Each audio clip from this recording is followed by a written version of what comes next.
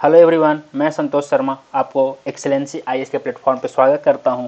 जैसा कि आप लोग जानते हैं कि हम लोगों ने 150 आवर्स का जेपीएससी कंप्लीट कोर्सेज स्टार्ट किया है, जिसमें मैं आप लोग को हिस्ट्री टॉपिक कंप्लीट करूंगा। जिसमें मैं पहला क्लास हड़प्पन सिविलाइजेशन से स्टार्ट किया था, जो पूरा कंप्लीट नहीं हो पाया था। आज मैं हड़प्पन सिविलाइजेशन का पूरा कंप्लीट करूँगा। और जैसा कि उसमें आपको हमने बताया था कि स्टोन एज जो टॉपिक है, स्टोन एज को हम बाद में लेकर आएंगे। तो हड़प्पन सिविलाइजेशन को कंप्लीट होने के बाद हम आपके लिए स्टोन एज लाएंगे। और स्टोन एज के बाद उसके बाद जो सीक्वेंस में सारा कुछ कंसिस्टेंसी के रूप में, उसके बाद वैदिक एज के बाद आपका आएगा लेटर वैदिक, के बाद आएगा उसके बाद फिर मौर्यन महाजनपद आ जाएगा, महाजनपद के बाद मौर्यंस एज। इस तरह से हम लोग पूरा एंशिएंट हिस्ट्री, फिर मिडाइवल और उसके बाद मॉडर्न हिस्ट्री को बहुत ही जल्दी में कंप्लीट करेंगे। पहला वीडियो था जो कि थोड़ा स्लो था आज, लेकिन इसके बाद से आपको हर एक टॉपिक हर एक वीडियो में कंप्लीट किया जाएगा।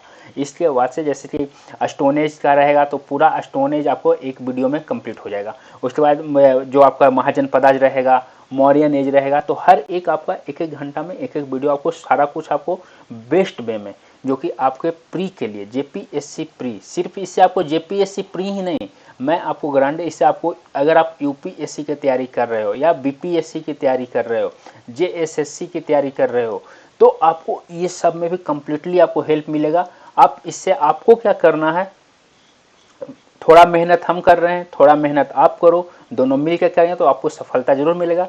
तो आपको बस ये करना है कि आपको हम जो भी बताएंगे उसका आप शॉर्ट नोट्स बनाओगे। देखो, जितना आप पेन पेपर यूज करोगे, पेन एंड पेपर का आप जितना यूज करोगे, उतना ही ज़्यादा आपका सक्सेस रेट जो है वो बढ़ जाएगा। प्रोबेबिलिटी जो आपका सक्सेस होने का है वो उतना ही हाई रहेगा।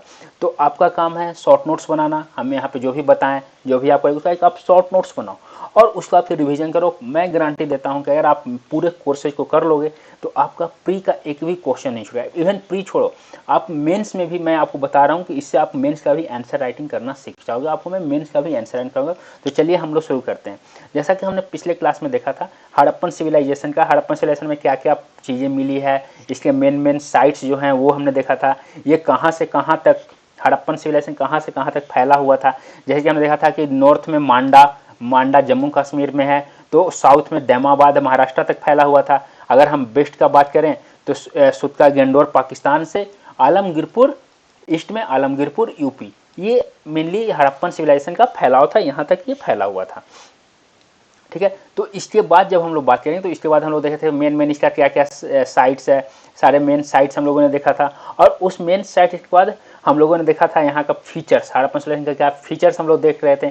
जैसे फीचर्स हम लोग देखे थे मेन टाउन प्लानिंग, वहाँ का टाउन प्लानिंग जो था अपने आप में बेहतरीन था। उसके बाद हम लोगों ने वहाँ के सोसाइटी के बारे में देखा था, वहाँ का इकोनॉमी अर्थव्यवस्था क्या था जो। और उसके बाद जो हम लोग आज देखेंगे, अभी हम लोग स्टार्ट करेंगे रिलीजन से। वहाँ का क्या रिलीजन था, हड़प्पन सिविलाइजेशन टाइम में लोग कैसे किस धर्म को मानते थे, क्या था। तो हड़प्पन सिविलाइजेशन जो था वो क्या था, मेनली इसको एक सेकुलर सोसाइटी बोला जाता है। हड़प्पन सिविलाइजेशन को क्या बोला जाता है, सेकुलर सोसाइटी बोला जाता है, क्योंकि यहाँ पे आपको एक भी टेम्पल नहीं मिला है। आप ध्यान देना, हड़प्पन सिविलाइजेशन में कोई मंदिर नहीं मिला है।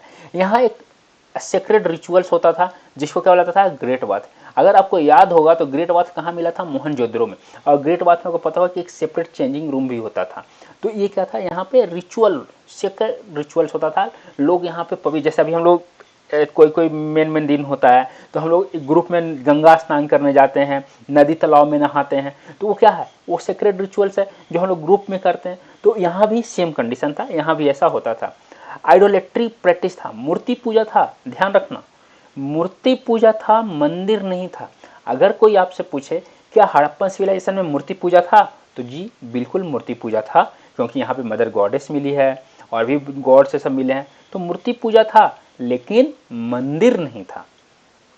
जैसे यहाँ पे मदर गॉडेस मिली है, क्योंकि यहाँ पे क्या पशुपति महादेव आपका सील, पशुपति सील भी मिला है, राइट। पशुपति सील का अगर हम बात करें तो और डिटेल में आगे पढ़े। इसमें क्या मेनली 5 जानवर मिले हैं। कौन कौन यहाँ पे जानवर मिले हैं पशुपति सील में, कौन कौन जानवर हैं, राइनो है, एलिफेंट है, टाइगर है, डियर है और बुफेलो है। ठीक है। तो ये 5 जानवर पशुपति सील में मिले और बीच में पशुपति, तो पशुपति किसको बोला जाता है? शिवा का एक फॉर्म पशुपति है, जो पशुपति, पशुओं का पति, पशुओं, God of animals, God of kettles. तो ये भी, इनका भी पूजा किया जाता था। लिंगा और योनि का वर्शिप होता था। लिंगा क्या है? फालू, जैसे मतलब कि शिवा का ही एक रूप है।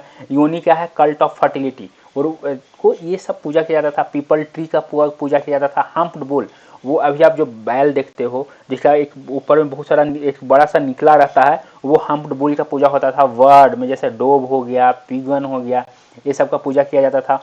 वन हॉर्न राइनो, एक सिंग वाला जो राइनो है, इसका भी पूजा किया जाता था। वन हॉर्न राइनो का भी यहाँ पे पूजा किया जाता था। तो ये सारा, यानी कि ये लोग अगर हम देखें तो ये लोग पूरी तरह से नेचर वर्शिप को करते थे। नेचर वर्शिप था, उन्हीं का ये अपना इमेज बना लिए, उन्हीं का ये सील्स पे ले आए, उन्हीं का ये मूर्ति बना लिए। तो हम ओवरऑल अगर देखा जाए तो ये रिलीजन क्या था? सेकुलर रिलीजन था, सभी का पूजा करते थे।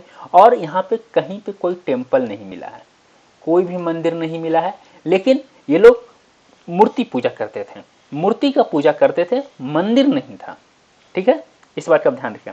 और ये लोग फायर अल्टर्स यानी कि हवन करते थे, यज्ञ करते थे। ये आप लोग पहले भी हम लोग देखे थे, कहाँ पे मिला है हवन यज्ञ? कालीबंगन और लोथल में। सील ऑफ पशुपति, पशुपति का सील जो मिला है उसमें महादेव जो है वो किससे सराउंडेड है?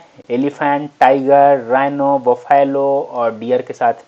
डेड बॉडीज को नॉर्थ और साउथ डायरेक्शन में रहता है। जैसे अभी भी हम लोग, अभी आप अगर देखोगे, कभी आप कहीं जाओगे, लास्ट राइट्स में जाओगे, फ्यूनरल्स में जाओगे, तो आप देखना डेड बॉडीज को हमेशा नॉर्थ और साउथ डायरेक्शन में ही रखा जाता है।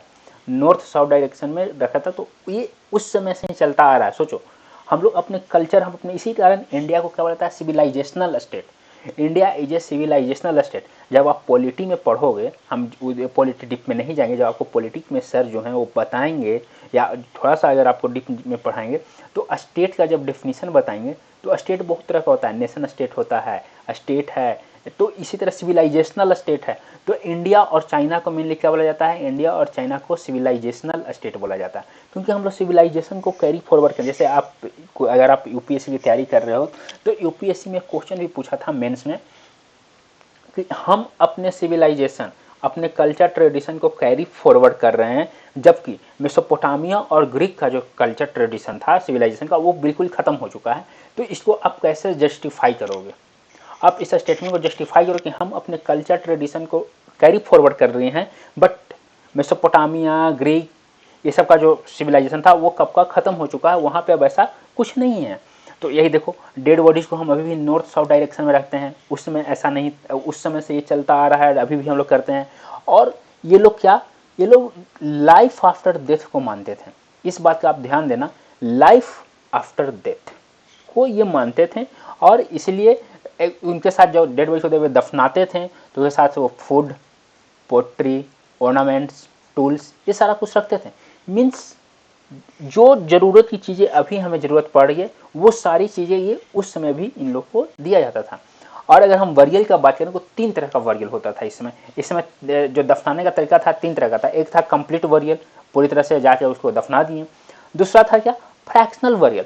फ्रैक्शनल वरियल का मतलब होता है कि आपको पहले आप मरे, आपको कुछ दिन के लिए ऐसे ही हवा में छोड़ दिया जाएगा, पशु पक्षी खाए, सारा कुछ खाए, कुछ आपका भाग जो है वो डंप हो गया, डिस्ट्रॉय हो गया, तो उसके बाद जो रेस्ट जो पार्ट बचा उसको जाके आपको वरी कर दिया जाएगा। ठीक है। और तीसरा होता था क्रीमेशन, यानी कि आपको जलाया जाएगा और जलाने के बाद जो आपका राख होगा उस राख को दफनाया जाएगा। जैसे अभी हम देखते हैं, अभी हम लोग क्या करते हैं, जलाने के बाद जो राख होता है उसको हम लोग नदी में दहाते हैं। ठीक है, हिंदू धर्म में होता है ना, अगर हम हिंदू धर्म को फॉलो करते हैं तो हिंदू धर्म में क्या होता है, जलाने के बाद राख को नदी में दहाया जाता है। लेकिन उस समय जलाने के बाद ये लोग क्या करते थे, राख को दफनाया जाता था। तो आप ध्यान रखना 3 तरह का वरियल होता है, एक तो कंप्लीट वरियल है, दूसरा फ्रैक्शनल वरियल और तीसरा क्रीमेशन। क्रीमेशन के बाद वरियल ऑफ द एसेज। इसके बाद अब हम लोग बात करते हैं एग्रीकल्चर। ऑब्वियस सी बात है, एग्रीकल्चर इन लोग के लिए बहुत इंपॉर्टेंट था। हड़प्पन सिविलाइजेशन जो था वो क्या था, अर्लीस्ट नोन सिविलाइजेशन जो कि कॉटन प्रोड्यूस करता था। सबसे अर्लीस्ट नोन सिविलाइजेशन हड़प्पन था जो क्या प्रोड्यूस करता था, कॉटन प्रोड्यूस करता था। और इसको ग्रीक के द्वारा इसको क्या बोला जाता था, सिंधन। सिंध नदी के कारण, देखो सिंध नदी के कारण इसको क्या बोला जाता था, सिंधन बोला जाता था। ठीक है ना, इसको ग्रीक क्या बोलते थे, हड़प्पन सिविलाइजेशन के लोगों को सिंधन के नाम से जानते थे, क्योंकि ये सिंध के किनारे था। हड़प्पा सिर्फ कॉटन ही नहीं उगाते थे, याद रखना, ये लोग बीट उगाते थे, जो कि आपको मेहरगढ़ में मिला है। मेहरगढ़ में अर्लीस्ट एविडेंस ऑफ एग्रीकल्चर ये सब मिला है, यहाँ पे 7000 ईसा पूर्व से यहाँ पे मिला है, ठीक है। इसके अलावा वारले, जौ, चना, मटर, तरबूज, खरबूज, तिल, खंजूर, बाजरा, अंगूर, मेहंदी, लहसुन, सरसों, चावल, ये सारा कुछ ये लोग उगाते थे। अब जैसे सपोज करो हम समुद्र के किनारे रह रहे हैं, नदी के किनारे रह रहे हैं, तो जो हमारा रिसोर्सेज है उसको हम यूटिलाइज करेंगे या नहीं करेंगे। तो ये लोग भाई तुमसे ज़्यादा चालाक थे, तुमसे ज़्यादा समझदार थे, अभी के लोगों से ज़्यादा समझदार थे। ये लोग रेवरिन और मैरिन रिसोर्सेज को बहुत अच्छे से यूटिलाइज किए हैं, बहुत अच्छे से यूज किए, जितना पॉसिबल हो सका यूज किए। जैसे कि एग्जाम्पल मोलुकस, मोलुकस एक प्रोटीन रिच फूड है जो कि गुजरात के लोगों के पास कोस्टल साइट पे ये मिला है, ये कोस्टल एरिया में पाया जाता है, रेवरिन एरिया में मोलुकस मिलता है, तो ये वहाँ पे लोगों के बीच में मिला है, यानी कि लोग यूज किए हैं। अभी की तरह नहीं है कि जिम में जाओ, प्रोटीन का पाउडर उठाओ और पियो और अपना शरीर बर्बाद कर लो, ऐसा नहीं था। वो लोग नेचुरली फिट रहते थे। तुम लोग भी नेचुरली फिट रहने का प्रयास करना। ये लोग बहुत लार्ज स्केल पे एनिमल को डोमेस्टिकेट करते हैं। अब जब एग्रीकल्चर कर रहे हैं, इतना सारा कुछ खेती कर रहे हैं, उगा रहे हैं, तो ऑब्वियस सी बात है कैटल फार्मिंग, कैटल को तो रखेंगे, एनिमल को तो डोमेस्टिकेट करेंगे। तो ये लोग बहुत ज़्यादा एनिमल डोमेस्टिकेट करते हैं, जैसे आपका बफेलोज हो गया, गोट्स हो गया, हम्प्ड बुल हो गया, ये सारा कुछ ये लोग डोमेस्टिकेट करते थे। और इसके अलावा कुत्ता और बिल्ली को भी पालते थे, जो कि भाई आज देखो, आज कुत्ता और बिल्ली को पालना ये क्या उसको बोलेंगे, पहचान है तुम्हारा हाई सोसाइटी का, हाई क्लास का, डेवलप फैमिली का। और अगर तुम गाय भैंस पाल रहे हो तो तुम लोअर क्लास के हो, तुम गवार हो, तुम देहाती हो, तुम अनपढ़ हो। जो कि तुमको क्या, गाय भैंस पालोगे तो तुमको भाई फायदा में होगा। तुम अगर गाय भैंस पे पैसा इन्वेस्ट कर रहे हो तो वो तो तुमको कुछ आउटपुट भी मिलेगा ना, तुम दूध बेचोगे और भी यूज करोगे तो। लेकिन कुत्ता बिल्ली पालने से तुमको क्या मिल रहा है भैया, आजकल तो और वो काट रहा है तो अपने मालिक पे ही अटैक कर दे रहा है। आजकल देख रहे हो कितना डॉग वाइट का केसेज आ रहा है। तो ये सारा कुछ इशूज होता है। तो वो लोग, लेकिन अब क्या करो, वही है ना, हम लोग कैरी फॉरवर्ड करते आ रहे हैं, कुत्ता बिल्ली का प्यार बहुत पहले से है, हजारों साल पहले से कुत्ता बिल्ली का प्यार है, जो और आज अपने उफान पे पहुंच चुका है। Animal, so called animal lover, so called pet lover, गाय भैंस के मरने पे उन लोगों को कोई फर्क नहीं पड़ेगा। लेकिन कहीं पे किसी कुत्ते को मार दो, एक आधे कुछ को, किसी बिल्ली को थोड़ा सा मार दो, भाई साहब पूरा सो कॉल्ड पेट लवर आप पे टूट पड़ेंगे कि ये तो अत्याचारी है, ये है, जानवरों से प्यार नहीं है, ऐसे वैसे। और भाई साहब, और वो हल्ला करते करेंगे कैसे, चिकन खाते हुए, नॉनवेज खाते हुए हल्ला करेंगे कि इन से जानवरों से प्यार नहीं है, और खुद वो जानवर को मार के खा रहे हैं। तो ऐसे तो हमारे सो कॉल्ड एनिमल लवर आजकल के। तो खैर छोड़ो, वो बात की बात है। तो ये हम, मेरा समझाने का मेन मतलब ये था कि हम लोग का कुत्ता और बिल्ली का प्रेम जो है वो हजारों साल पहले का है, आज नया नहीं है। हाँ, उस समय हॉर्स का यूज नहीं होता था। हड़प्पन सिविलाइजेशन हॉर्स सेंट्रेड नहीं था, ठीक है ना। हड़प्पन सिविलाइजेशन था वो अश्व केंद्रित नहीं था। ये लोग हॉर्स से, घोड़े से उतना परिचित नहीं थे। ये लोग मेनली हाथी गैंडा से अच्छी तरह परिचित थे, लेकिन घोड़े से परिचित नहीं थे। ये लोग टाइगर को इससे परिचित थे, टाइगर इनके बहुत सारे सील्स पे भी मिला है, लेकिन लियोपार्ड बहुत रेयर था। बहुत सारे पेंटिंग पे लोग अलग अलग जानवर के चित्र बनाए हैं, मिला है, जैसे कि रैबिट हो गया, पिकॉक हो गया, डक हो गया, पिजन्स हो गया, वाइल्ड फॉल हो गया, मंकीज हो गया, ये सबका बहुत सारा इमेजेज मिला है। यहाँ पे प्लाउ फील्ड में मिला है, जो कि लकड़ी के हल यूज होता था। ये सारा कुछ कहाँ पे मिला है, कालीबंगन में। कालीबंगन में आपको लकड़ी का हल भी मिला है। टेराकोटा मॉडल्स ऑफ हल मिला है। ये कहाँ पे, बनावली और बावलपुर में टेराकोटा मॉडल ऑफ हल मिला है। फिर यहाँ पे सुरकोटड़ा में क्या मिला है, remains of horse. Remains of horse सिर्फ एक ही जगह पे मिला है, कहाँ पे, सुरकोटड़ा में। और यहाँ पे रोपर में क्या मिला है, मैन के ग्रेव में कुत्ता के साथ, आदमी को कुत्ता के साथ दफनाया गया है। तो सेकेंड मिलेनियम में इंडस्ट्रियलाइजेशन जो था उसमें का अपने टाइम का सबसे, अगर हम आर्ट और क्राफ्ट का बात करें, कला और शिल्प का बात करें, तो इस समय जो हड़प्पन सिविलाइजेशन का आर्ट एंड कला था वो अपने आप में एक, जो बोला जाए तो एकदम अपने क्लाइमेक्स पे था। वैसा कहीं पे नहीं था। वर्ल्ड का पहला सिविलाइजेशन था जो इतना बेहतरीन आर्ट और क्राफ्ट इनके पास था।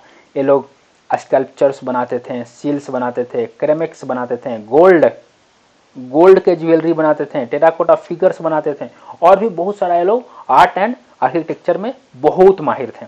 ठीक है ना। ये लोग क्या करते हैं, ह्यूमन और एनिमल के अलग अलग फॉर्म्स बनाते थे, उनका मॉडलिंग फिगर से करते हैं, और बहुत ही अच्छे से, बहुत ही सावधानी के साथ बनाते थे। ये मेनली कौन कौन सा मटेरियल यूज करते थे, तो स्टोन हो गया, ब्रोंज हो गया, टेराकोटा हो गया, क्ले हो गया, ये सारा कुछ ये लोग यूज करते थे। और क्या बनाते थे, सील्स बनाते थे, बर्तन बनाते थे, स्कल्पचर्स बनाते थे, गोल्ड ज्वेलरी बनाते थे, टेराकोटा फिगर्स बनाते थे, ये सारा कुछ ये लोग बनाते थे। तो अगर हम स्टोन स्कल्पचर का बात करें तो स्टोन स्कल्पचर में दो बहुत फेमस स्कल्पचर हैं। कौन कौन सा, एक बियर्डेड मैन और दूसरा मेल टोर्सो। बियर्डेड मैन को बोला गया कि वो ऐसा लगता है कि वो एक क्या है, पुजारी है, वो उस समय का पुजारी है, ऐसा लोगों को महसूस हुआ, क्योंकि वो एक बहुत अच्छा शाल अपने लेफ्ट शोल्डर्स पे ड्रैप किए हुए है, शाल को वो कंधे से ओढ़े हुए है, और उसका आई जो है वो आधा बंद है। यानी कि अगर हम लोग हाफ मेडिटेशन करते हैं, ध्यान लगा करते हो, तो हम लोग आधा आंख, जैसे आप लॉर्ड शिवा को देखो जब मेडिटेशन में रहते हैं तो आधा आंख ऐसा लगता है कि आधा आंख बंद है, तो यही ये हाफ मेडिटेशन में। और उनका नाक बहुत अच्छा से फॉर्म्ड है, मोस्टिच है, शॉर्ट बियर्ड है, विस्कर्स है, सारा कुछ है, आर्मलेट पहने हुए हैं और भी अदर गहना पहने हुए हैं। अगर हम मेल टोर्सो का बात करते हैं तो मेल टोर्सो क्या है, किस चीज से बना हुआ है, लाल बलुआ पत्थर से बना हुआ है, और हेड और आर्म्स का क्या है, ऐसा लग रहा है कि ये सॉकेट ओपनिंग है, मतलब कि एक फिगर बना जाए, उसके ऊपर सर, उसके दोनों तरफ से हाथ, ये सब बाद में भी जोड़ा जा सकता है। और उसका क्या है, पैर जो है वो टूटा हुआ है, और शोल्डर जो है वो नाइसली ब्राउन्ड है, और बेली जो है वो थोड़ा बड़ा है, शोल्डर्स बहुत अच्छे से किया हुआ है, और ये बहुत अच्छे से एक्सपर्टली कट और पॉलिश किया हुआ है, बहुत अच्छे से उसको काटा गया है, पॉलिश किया गया है, मीन्स बहुत शेप में ये सारा कुछ किया गया है। ये देखो, ये आपका बियर्डेड फिस्ट है।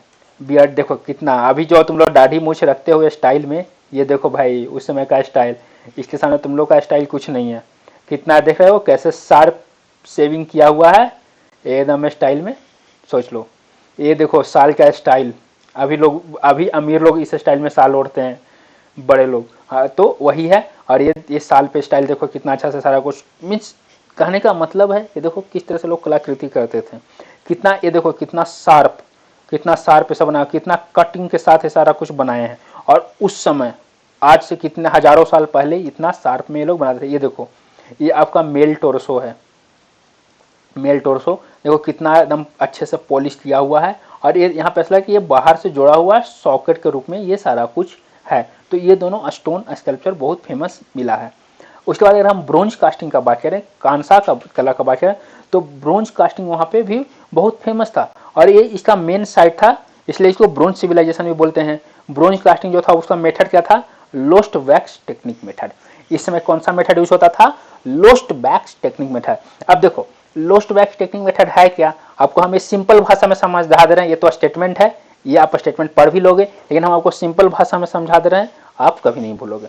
ठीक है, ये मान लो मोमबत्ती, हमको मोमबत्ती लोस्ट वैक्स टेक्निक मेथड से बनाना है। ठीक है, मोमबत्ती की आकृति का, तो हम एक पहले मोमबत्ती का बना लेंगे, सर में मोम का बना लेंगे, मोम का बना लिए। अब इसके ऊपर से मिट्टी का लेयर चढ़ा देंगे, ठीक है ना, इसके ऊपर से मिट्टी बना दिए। अब क्या करेंगे कि एक यहाँ पे होल कर देंगे, एक यहाँ पे होल कर देंगे, यहाँ से इसको हीट करेंगे, या तो बिना होल किए भी इसको हीट करेंगे पूरा। अब जब हम इसको हीट करेंगे तो और एक होल कर देंगे, तो सारा मोम जो है वो पिघल के क्या होगा, निकल जाएगा। पूरा मोम जब पिघल के निकल जाएगा तो इस होल को बंद कर देंगे, और यहाँ पे एक होल करके यहाँ से क्या करेंगे, मोल्टेन मेटल, पिघला हुआ मेटल को इसमें डालेंगे, और मेटल को डाल के फिर जब ये पूरा हो जाएगा तो इसको छोड़ देंगे। जब मेटल पूरी तरह से सूख जाएगा, ठंडा हो जाएगा, वो जम जाएगा, तो ऊपर से जो मिट्टी है, मिट्टी को हटा देंगे। तो जब मिट्टी हट जाएगा तो वो फिगर बन के आ जाएगा। तो उसी जो ये जो बनता था, इसको क्या बोला जाता है, lost wax technique. Lost wax technique यही टेक्निक है, और इस टेक्निक में हड़प्पन सिविलाइजेशन वाले एक्सपर्ट थे, शानदार से अच्छे अच्छे कलाकृति बनाते थे। और इसके बाद जो सबसे ज्यादा लेवल पे यह बनाएगा, वो कब बनाया गया, चोलास के टाइम में। चोलास के टाइम में भी बहुत ज्यादा लोस्ट वैक्स टेक्निक के मेथड से बहुत सारे कलाकृति बनाए गए थे। जैसे कि इनका एक चोला के टाइम का एक बहुत फेमस क्या है, नटराजा। नटराजा की बात करते हैं, ये बहुत फेमस है। जैसे कि अभी नटराजा कहाँ पे लगाया गया था, एक बहुत बड़ा सा नटराजा का एक फिगर आपका भारत मंडपम में, याद है भारत मंडपम? भारत मंडपम क्या है? One of the world's largest exhibition centre है, जहाँ पे क्या हुआ था?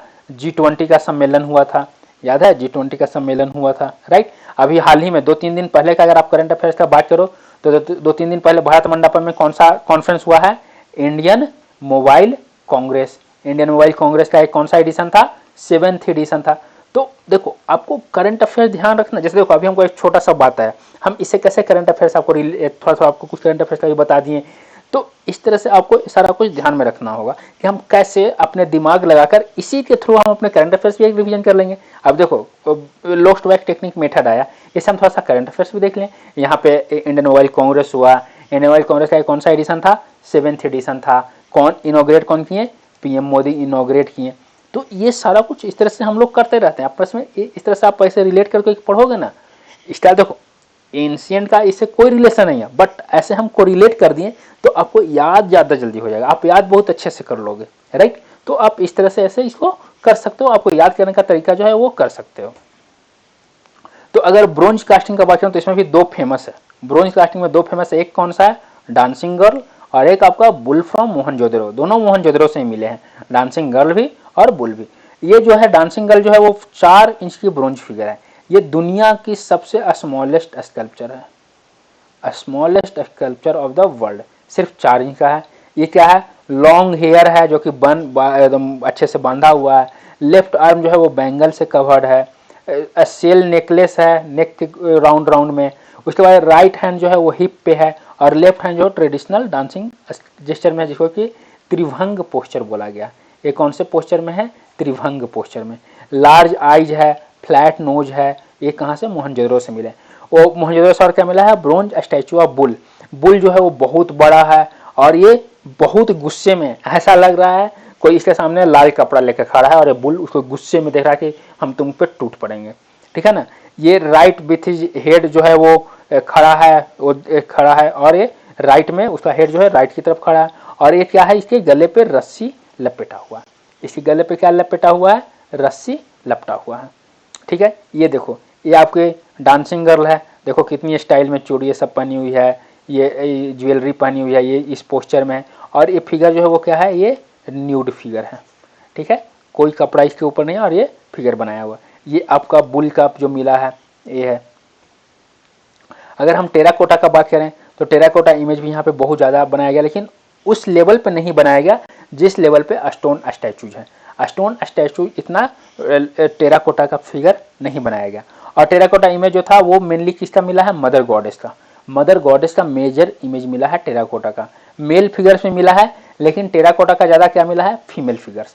फीमेल फिगर्स ज़्यादा मिला, और ये सब शायद ऐसा बोला कि सारे सारे इमेजेस ऑफ गॉड हैं, ठीक है ना। टेराकोटा का टॉयज भी मिला है, व्हील्स मिला है, विसल मिला है, रैटल्स मिला है, गेम्समैन मिला है, डिस्क मिला है, वर्ड्स मिला है, एनिमल्स मिले हैं। ये सारा कुछ यहाँ पे मिले हैं।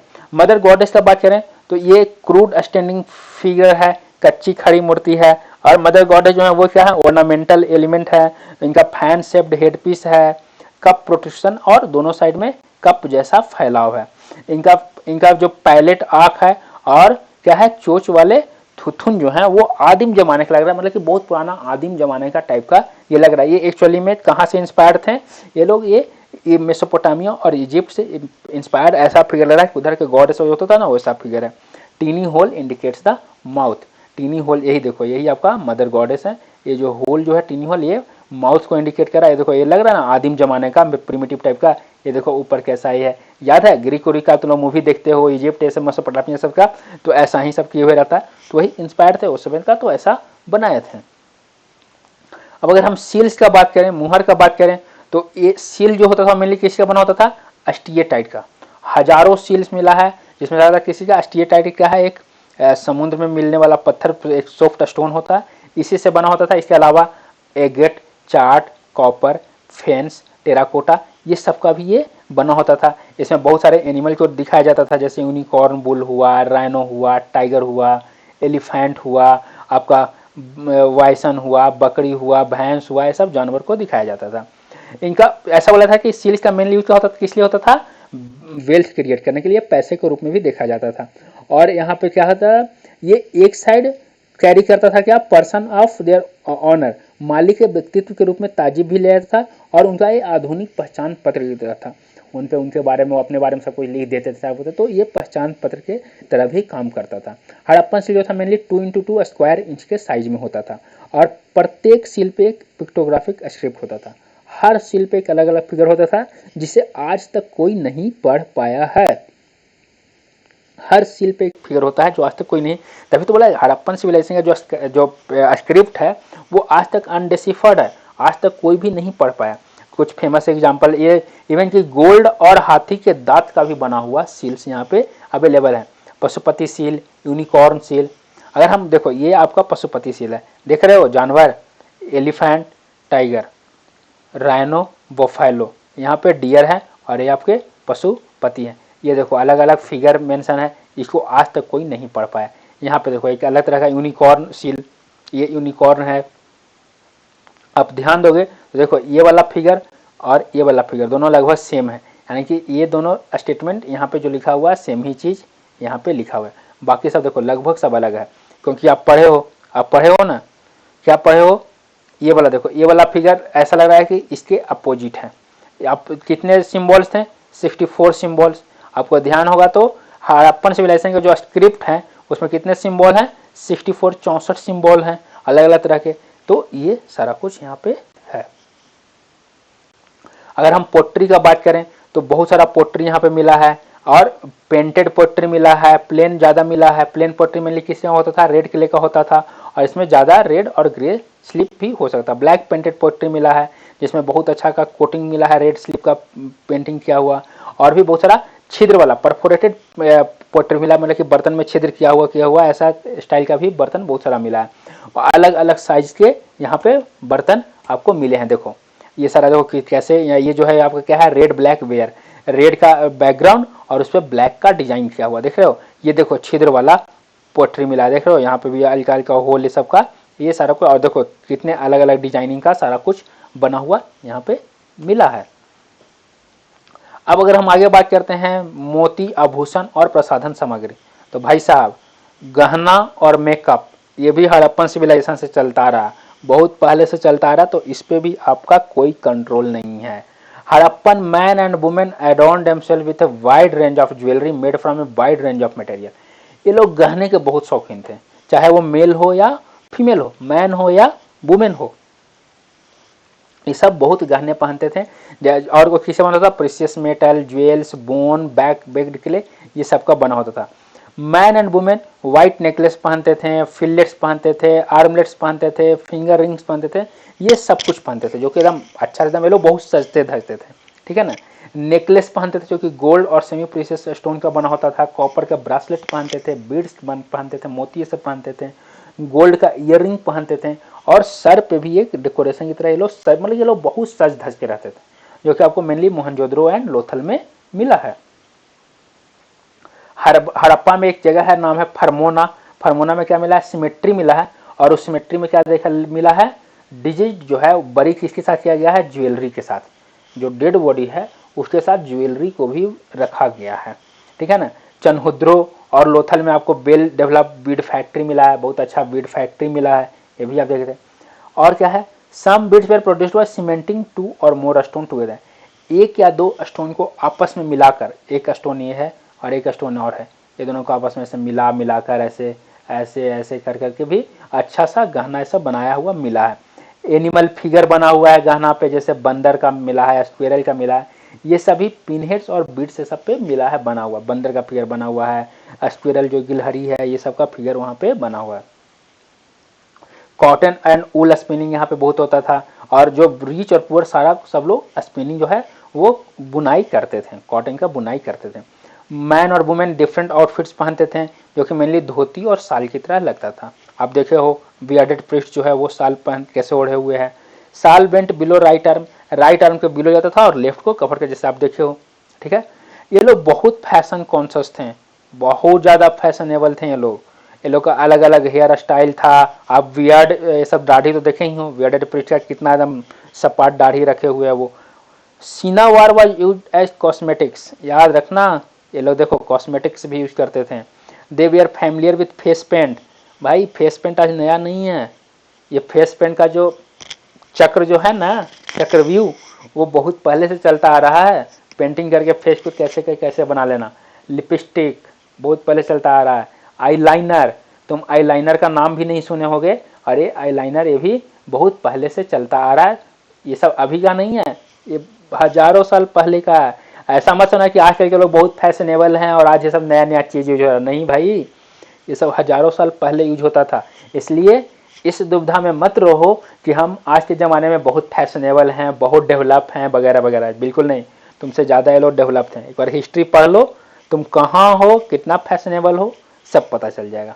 ये लोग बहुत ये सब यूज किए हुए हैं।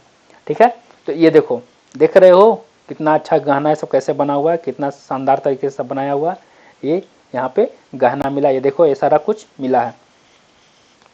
तो हम लोग ये मेनली हड़प्पा के बारे में देखें, हम लोग मेनली हड़प्पन सिविलाइजेशन के बारे में देखें कि यहाँ के लोग कैसे थे, यहाँ के लोग कैसे रहते थे, उनका आर्थिक स्थिति कैसा था, वो उनका सोसाइटी कैसा था, उनके रहने का कैसा था, उनका वे ऑफ लिविंग स्टाइल कैसा था, वो क्या क्या यूज करते थे, वो किस चीज़ के बारे में जानते थे, वो एक्चुअली पुनर्जन्म पे विश्वास करते थे, वो ब्लैक मैजिक में भी विश्वास करते थे।